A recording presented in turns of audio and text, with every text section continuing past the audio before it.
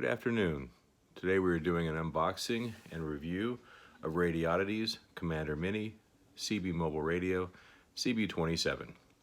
It arrived within 2 days of ordering through DHL. Pretty quick. It came from China.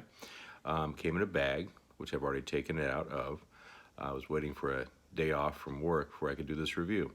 So let's go ahead and open this up and see what's inside and see if we can turn this on and see what it's all about.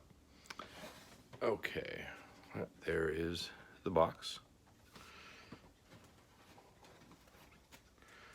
And inside, of course, we have what's expected, a user's manual. And let's see, as expected, there you go, your table of contents. Pretty straightforward. What's included, how to use. I bet it's pretty intuitive though. For any of you who've already worked with a CB radio.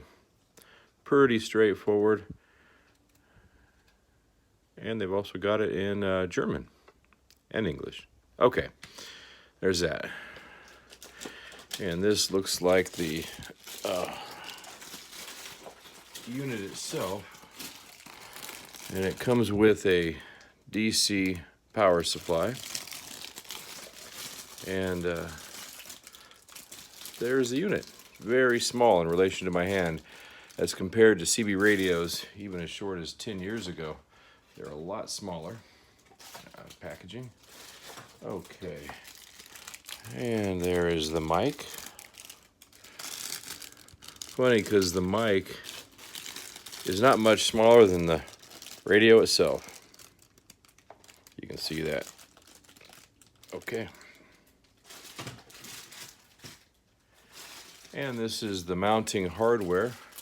You could connect this, just like right there, and you could mount it to your dash or to a piece of wood or some GPS mounting device, or you could just put some Velcro underneath that and mount it to a GPS bracket and put it on the dash of your car without actually drilling anything into the dashboard.